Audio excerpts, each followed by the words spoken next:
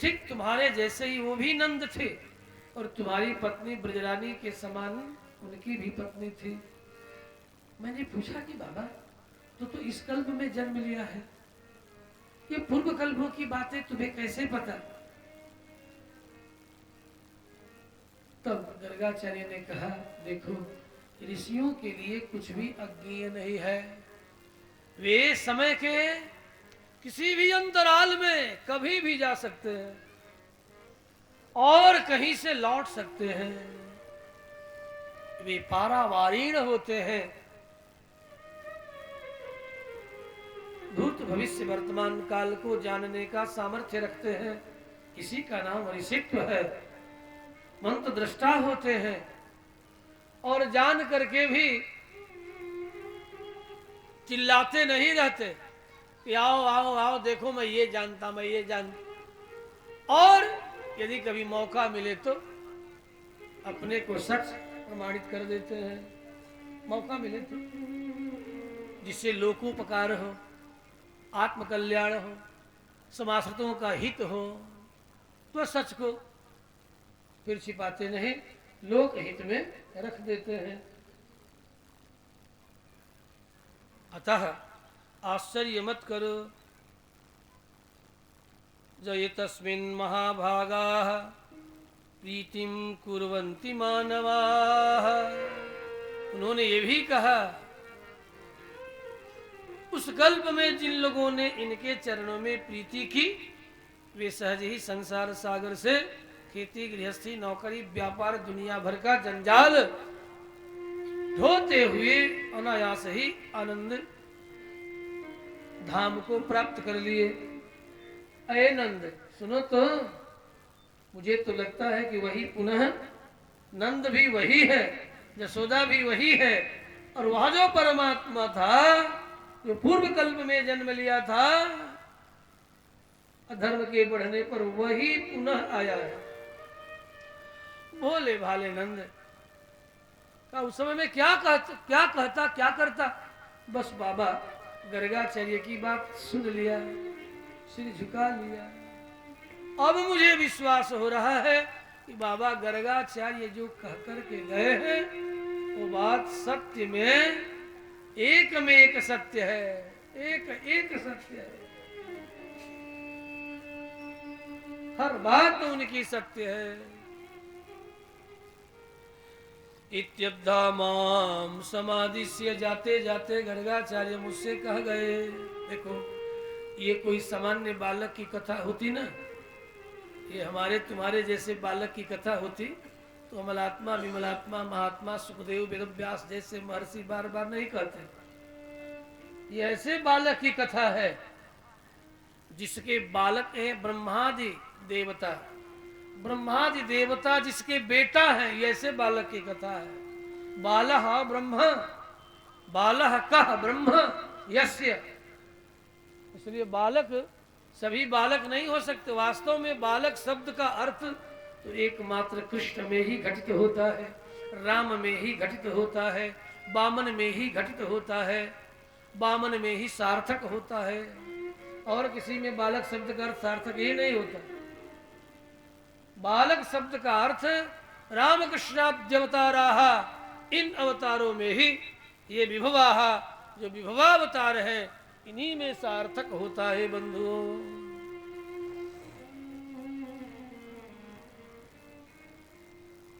आज 6वें दिन का सत्र चल रहा है, याद है ना?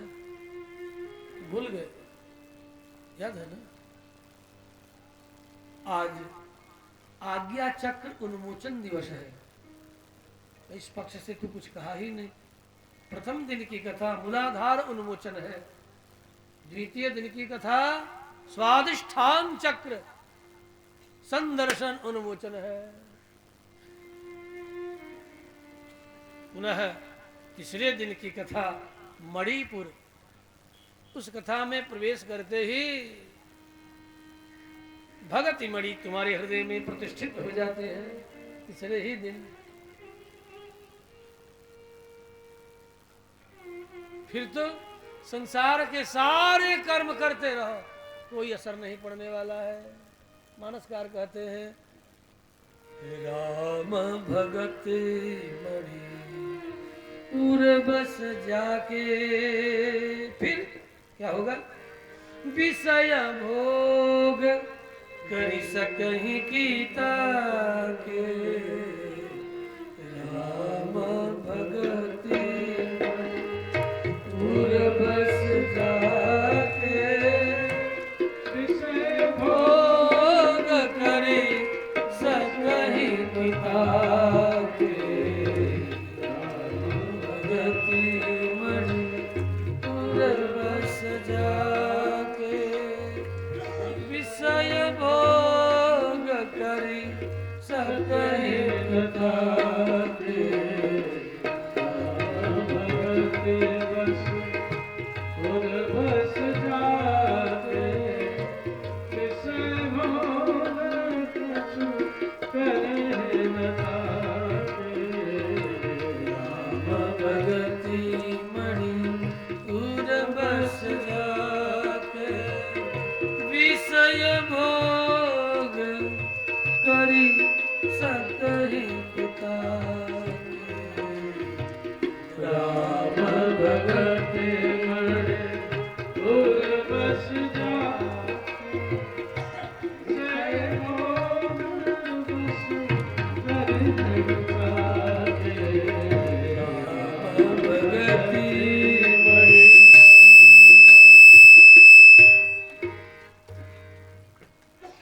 राम कृष्ण भगति मणि, कृष्ण भक्ति रूपी मणि जिसके हृदय में निवास करे, वह संसार का सारा रूप रसगंध शब्द स्पर्शाद विषयों में आकंठ डूबा हो, लेकिन कृष्ण भक्ति रूपी मणि उसके हृदय में प्रतिष्ठित हो गई तो फिर ये संसार का रूप रसगंध शब्द स्पर्शादि कोई भी दुनियादारी सीधे शब्दों में कुछ भी नहीं बिगाड़ सकती। ओम नारायण मिश्री उट्टी उबार इन दिस टाइम। इसलिए राम भगत मणि को अपने हृदय में धारण करो।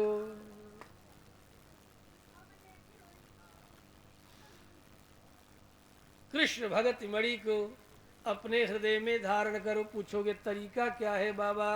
का यही तरीका है, समय से आया करो। ये कोई तरीका है? यही तरीका है। ये कोई तरीका है? यही तरीका है। ऐसे लेट आते हैं कथा में, है? इतना स्वतंत्र हो, इतने मनमुखी हो, बात नहीं सुनोगे? अपने मन के हो। ये ऋषियों की सभा है, इसलिए हम डांट के भी कहते हैं समय पर आया करो। और कल तो बिल्कुल 2 बजे आ जाऊंगा, आज तो 2:15 में आए और 4 बजे समाप्त। विश्राम समाप्त न कहो, विश्राम। ठाकुर के चरणों में कथा विश्राम को प्राप्त करेगी। अभी बताई देता हूँ और सावधानी के लिए बीच में कह रहा हूँ, क्योंकि कल कथा विश्राम के बाद मुझे महुआ के निकट पातेपुर जाना है। ठीक है ना? कल कथा विश्राम के बाद हाजीपुर के वैशाली जिला में महुआ के पास पातेपुर, वहाँ मात्र 1 घंटे मंच पर ठाकुर जी का स्मरण करना है। यहाँ से उतरेंगे और चल देंगे। 4 बजे कथा विश्राम करेगी।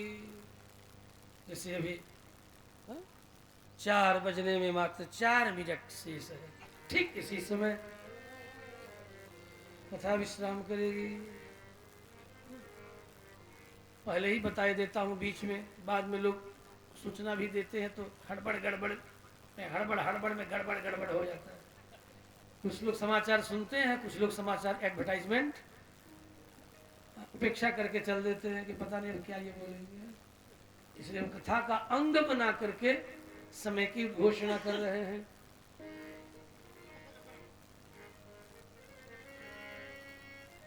और बहुत कुछ ढेलहारी है, हैं? ऐसा गांव है कि भेलहारी है। ये वही नदी है जो इन्हीं से होकर के आती है ना। अभी मैं देखा, हाँ, और देख के बड़ी प्रीति हुई, क्योंकि इस नदी में मैं भी बहुत छपक छपक के स्नान किया। और देखते ही मेरे मन में आ कि कहाँ घाट है, जाऊं अभी ददा करके स्नान करूं। नदियों में स्नान करने की बड़ी अभिलाषा रहती है। हाँ, नदी यदि दिख जाए तो चाहे जैसी भी हो। हाँ, जैसे भैंस नदी देख करके भागती है, मेरा भी मन इतना व्याकुल हुआ। और मैं पूछा श्री वशिष्ठ नारायण जी से कि कहीं घाट वोट नहीं है। अरे महाराज जी मत पूछे, आइलो लेकिन कथा में कहा तो हाँ ना ना आज नहीं चल गए। हाँ, समझे हो कृष्णा सिंह। तो कहीं घाट होता तो हम नहाते। हाँ? और नदी का जल बड़ा स्वच्छ है, उसमें कर्मी इत्यादि सब लगी है, जलकुंभियां भी है, लेकिन जल स्वच्छ है। दूर से ही मैंने देखा, नील नील रंग का जल बिल्कुल स्वच्छ है। और भले आप लोग नल ढकचा ढकचा करके, अब तो टोटी खोल खोल के दाएं बाएं, टोटी के जल के स्नान में वो चीज नहीं है। आप नदियों में स्नान करके देखो, स्नान करते ही चित्त की दशा बदल जाती है। स्नान करते, नदी का दर्शन करते चित्त की दशा बदलती है, और डुबकी लगाते और बदल जाती है। चित्त की दशा बदल जाती है। और यदि कहीं आप नदियों का जल भी पीते हैं, ये आरओ का जल, ये सुनो, ये सब गड़बड़ है। ये सुन लो कि बस केवल वैदेशिक शक्तियां तुम्हें जर्जर बना रही। आरओ का तो जल बिल्कुल मत पियो। हाँ, मैं तो जगह जगह इसका प्रचार करता हूँ, बिल्कुल मत पियो। उसमें सारे मिनरल्स जो है वो छान करके, हार्मफुल यदि वो छान देता है तो यूजफुल भी, जो शरीर के लिए उपयोगी है उसे भी फेंक देता है। तो कहो कि क्या करें बाबा, सुना हो कि पानी में आर्सेनिक आ रहा है, तो एकमात्र उसकी दवा है आर्सेनिक की। पानी को खल खल खल खल खल खल खल खल तो पका दो। बाघ भट्ट जी लिखते हैं, कभी कभी कथा में मैं जीवन का सूत्र बोलता हूँ, औषधीय सूत्र भी कहता हूँ। बाघ भट्ट जी ने कहा है कि जलम कथम, जल एक दिन कहा था कि पश्चिम के लोगों को अभी तक जल पीने नहीं आया, वे भला में क्या सिखाएंगे। ठीक है, तुम लोगों ने मेरी संस्कृति को नष्ट किया है, और यदि हम एकजुट रहे तो अपनी संस्कृति को पुनः जगाने में लगे, बैठे थोड़े रहेंगे। हाँ, जगाने में लगे। इसलिए देवियों, अपने एक एक बेटों को जैसे स्वतंत्रता के युद्ध में, लड़ाई में अपने पति पुत्र को भेजा, वैसे ही सांस्कृतिक लड़ाई में भी अपने पति पुत्र को प्रेरणा दो। इन लोगों की नालायकियत तो मुझे समझ में नहीं आती है, भारी नालायक सब हो रहे हैं। जिस तरह स्वतंत्रता की लड़ाई में पति और पुत्र को, भाई बंधुओं को खोया है, उसी तरह सांस्कृतिक उत्थान के लिए भी अपने बेटों को आगे करो, पतियों को आगे करो। नहीं तो चोटी कटा करके ये लंगोटी खोल के कहाँ कहाँ घूमेंगे, तांडव करेंगे, कोई ठिकाना नहीं। जिसके सिर पर चोटी नहीं, उसकी लंगोटी का कोई ठिकाना नहीं। हंसो मत, नाराजगी हो जाओगे तो कोई बात नहीं, हो जाओ, लेकिन चोटी रखो। एक बार राम सुखदास जी से कलकत्ता में लोगों ने पूछा कि बाबा, चोटी रखने पर दुनिया वाले कहते हैं, पूज्यपाद ने उत्तर दिया कि देखो क्या कहते हैं लोग, कहा चोटी वाला चोटी वाला चोटी वाला, तो तुम भी कह दे बिना चोटी वाला बिना चोटी वाला बिना चोटी वाला, नालायक।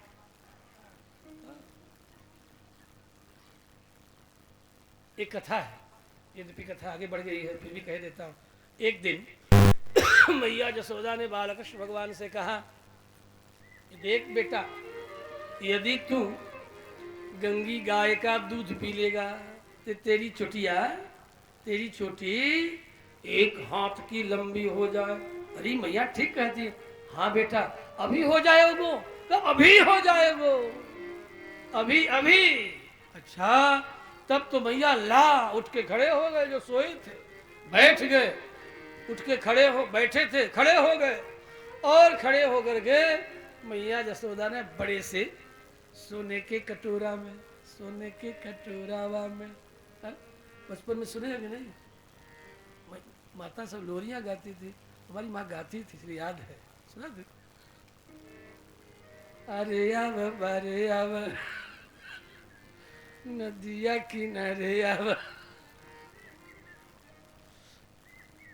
मैं अपनी माँ के मुख से ये लोरी सुना हूँ बचपन में, अभी तक याद है।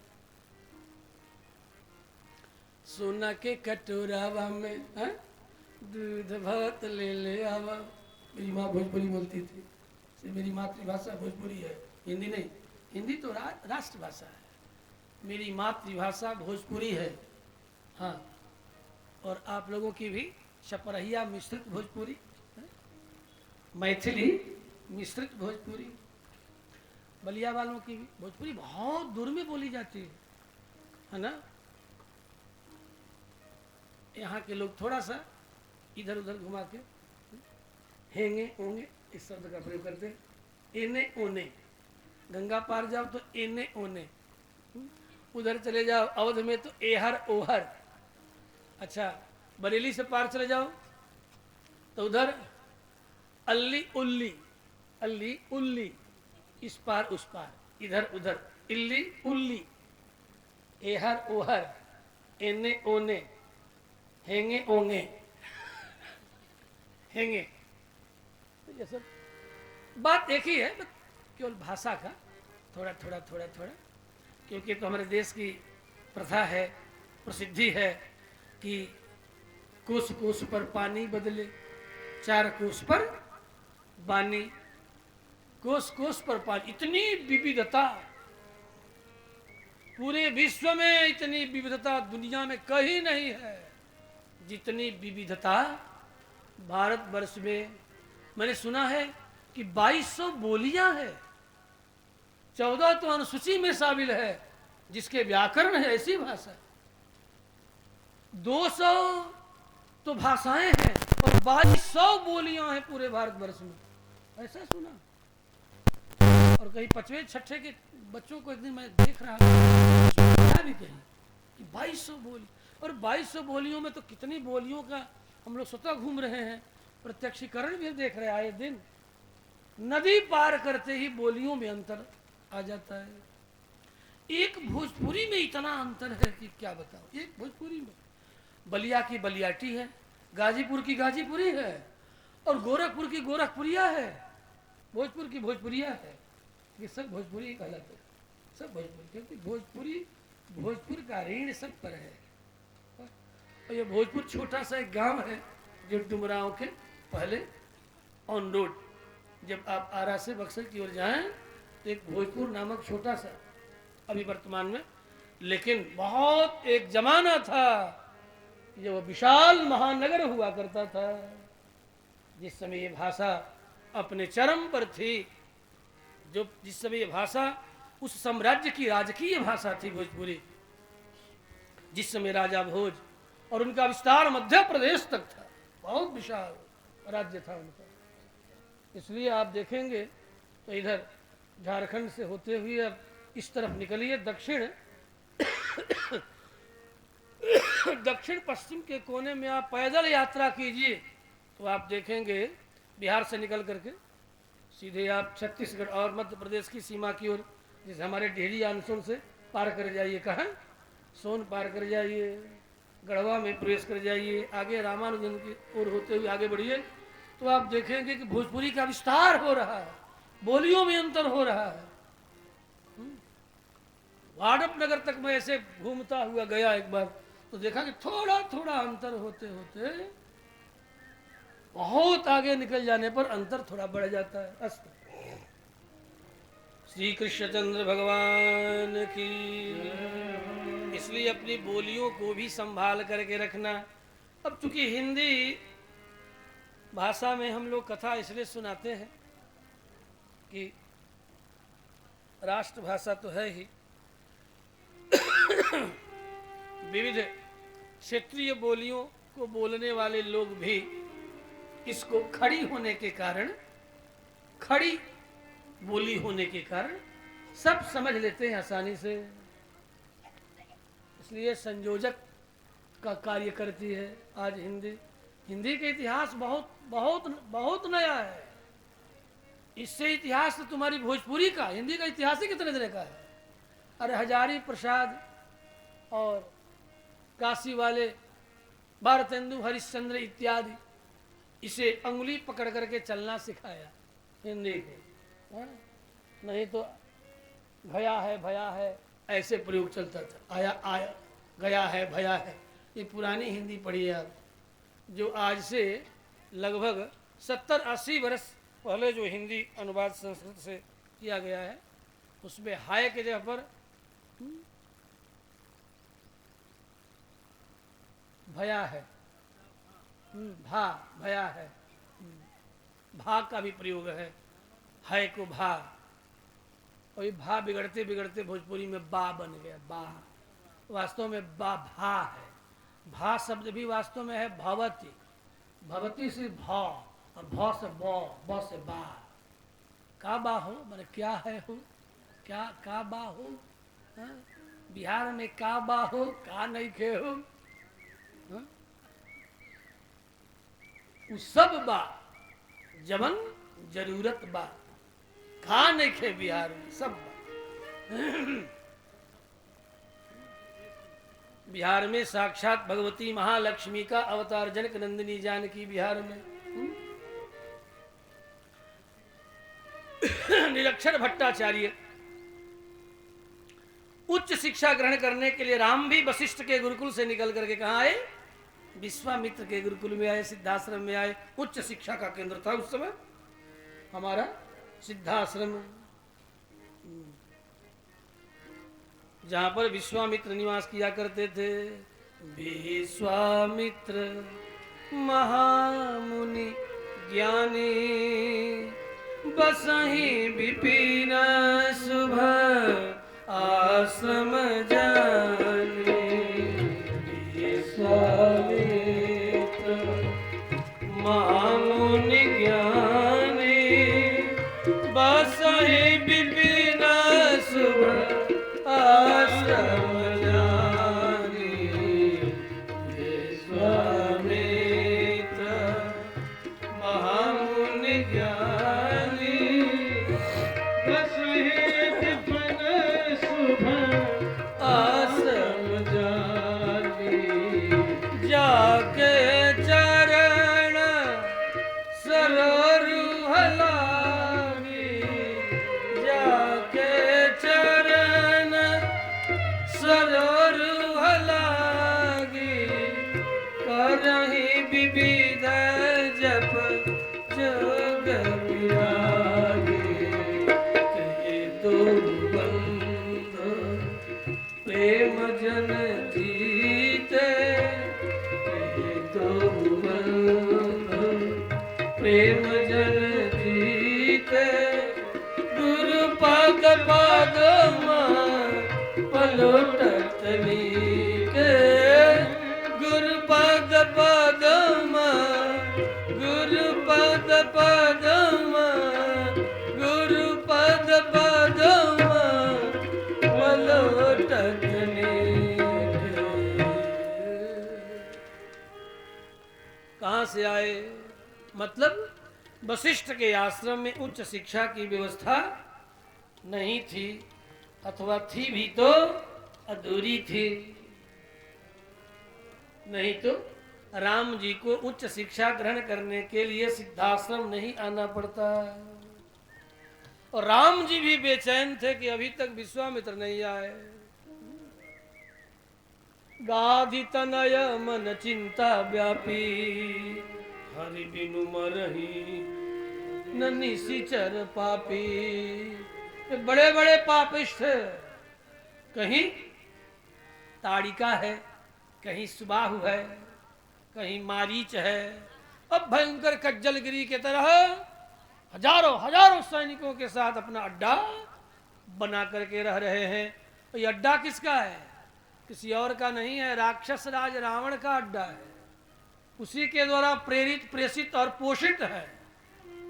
सोचो, रामावतार के समय में रावण ने सिद्धाश्रम में अड्डा बना दिया था, वैसे ही रावण दिग्विजय था, दिग्विजयी था। जैसे आज का अभी का अपने आप को बड़े अहंकार में अमेरिका सारे विश्व का चौधरी समझता है अपने आप को जैसे, और जहां इच्छा होती है वहीं पर अपनी अड्डा, सैनिक अड्डा बना देता है। अभी बड़ा घमासान चल रहा है, समाचार पढ़ते हैं कि नहीं? नेपाल में विपक्षियों ने, वामपंथियों ने कहा कि अमेरिका को अड्डा दे दिया जाए। अभी कल मेरे पास फोन आया नेपाल के एक महात्मा का, और सामान्य नहीं, जैसे नेपाल एक छोटा सा देश है, वहाँ पर एक दो जिलों में जिसको लोग जान जाते हैं वो नेपाल अधिराज्य का सर्वश्रेष्ठ महात्मा में उसकी गणना होती है। और हम लोग अपने दो चार राज्यों में भी कोई जान जाए तो अब उनके दृष्टि में मैं समतुल्य हूँ। उन्होंने मेरे पास फोन किया, स्वामी जी क्या किया जाए, सत्ता का विरोध किया जाए या सत्ता का साथ दिया जाए?